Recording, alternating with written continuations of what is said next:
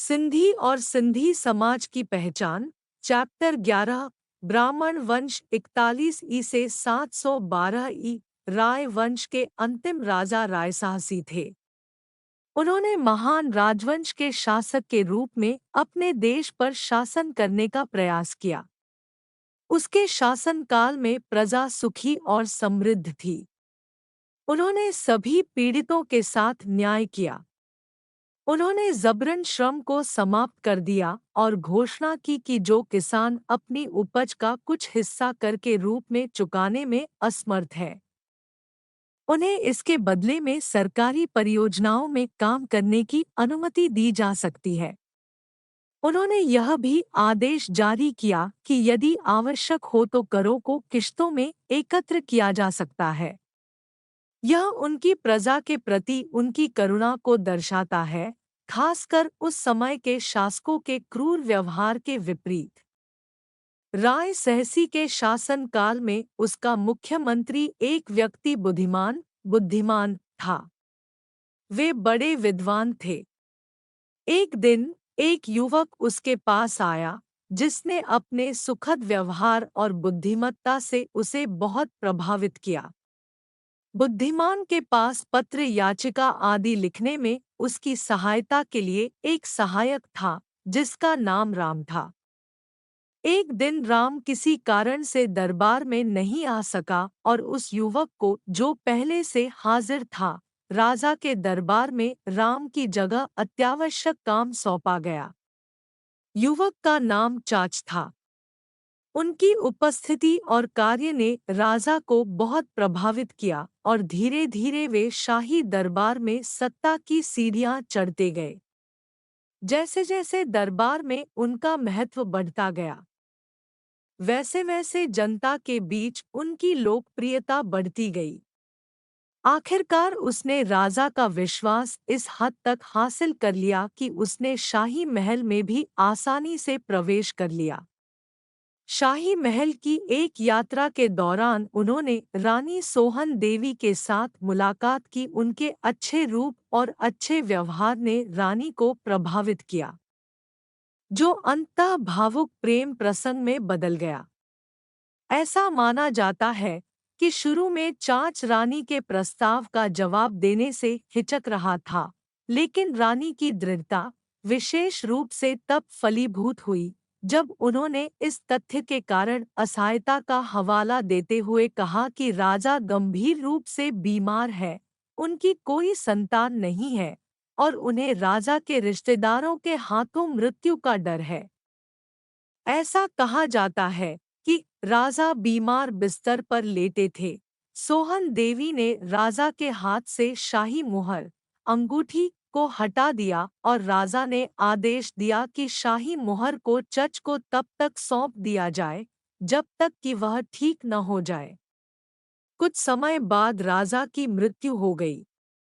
मौत की खबर को गुप्त रखा गया था। उसने राजा के सभी रिश्तेदारों को महल में बुलाया और उन्हें कैद कर लिया और उन्हें मौत के घाट उतार दिया गया।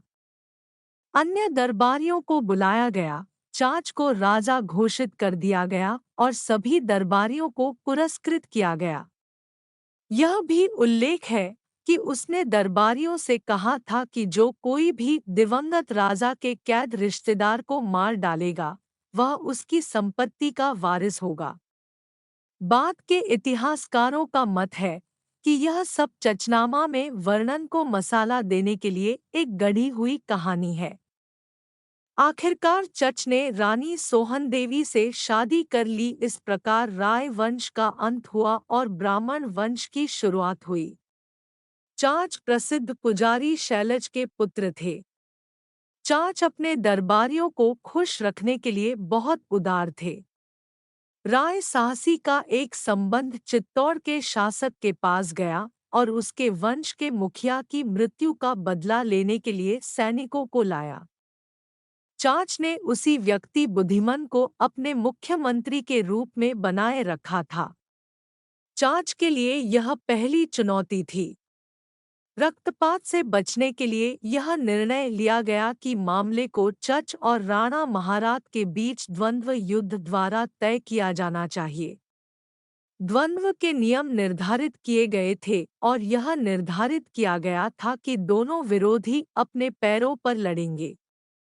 आखिरी समय में चाच अपने घोड़े पर चढ़ा, अचानक राणा महाराज पर हमला किया और उसे मार डाला। चाच ने अपने मुख्यमंत्री से सलाह ली, जिन्होंने उन्हें अपने भाई चंदर को अपने डिप्टी के रूप में भेजने की सलाह दी और अपने राज्य की सीमाओं पर अपनी शक्ति को मजबूत करना शुरू कर दिया। सेविस्तान का शासक उसका जागीरदार बन गया। सेवी के किले के शासक ने भी उसकी प्रभुता स्वीकार कर ली और वह पर्याप्त रूप से मजबूत हो गया। ऐसा कहा जाता है कि जिन लोगों ने स्वेच्छा से आत्मसमर्पण कर दिया, उनके साथ वह बहुत उदार थे, लेकिन जिन्होंने विरोध करने का साहस किया, उनके साथ क्रूर व्यवहार किया गया। इसमें कहा गया है कि जाट और लोहाना जनजातियों ने चाच का विरोध किया था, जिससे वह नाराज हो गए और उन्होंने उनके साथ क्रूर व्यवहार किया। उनसे मिलने वाली श्रद्धांजलि के अलावा उन्होंने आदेश दिया कि वे असली तलवार नहीं रखेंगे, बल्कि लकड़ी की तलवार रखेंगे। वे रेशमी या मखमली कपड़े नहीं पहनेंगे। यदि उन्हें विशेष अवसरों पर पहनने की अनुमति होती, तो वे केवल काले या लाल रंग के ही होते। वे बिना काठी और नंगी पीठ पर अपने घोड़े को चढ़ाते थे। उन्हें अपने सिर को किसी भी टोपी से ढकने की अनुमति नहीं थी। उनके साथ एक कुत्ता होगा और ब्राह्मणबाद के रईसों की रसोई के लिए लकड़ी का ईंधन उपलब्ध कराना उनका कर्तव्य होगा। चाच ने लगभग 40 वर्षों तक शासन किया। चच की मृत्यु के बाद उनके भाई चंदर, जो उनके जीवनकाल में पहले से ही उनके डिप्टी थे, ने शासन करना जारी रखा। उन्होंने बौद्ध धर्म को अपने धर्म के रूप में अपनाया। चाच की मृत्यु के बाद सीमावर्ती क्षेत्र के शासकों ने विद्रोह करने का प्रयास किया। सेवेस्टन के शासक ने नए शासक को चुनौती देने की पूरी कोशिश की। उसने कन्नौज के राजा से सहायता प्राप्त की, परंतु कुछ भी हाथ न लगा। अंततः उसे नए राजा चंदर की श्रेष्ठता को स्वीकार करना पड़ा और उसके राज्य का हिस्सा बनकर संतोष करना पड़ा। उसने 7 वर्ष तक राज्य किया। उनकी मृत्यु के बाद उनके भतीजे दाहिर चच के पुत्र को गद्दी मिली। शेष अगले चैप्टर में। धन्यवाद।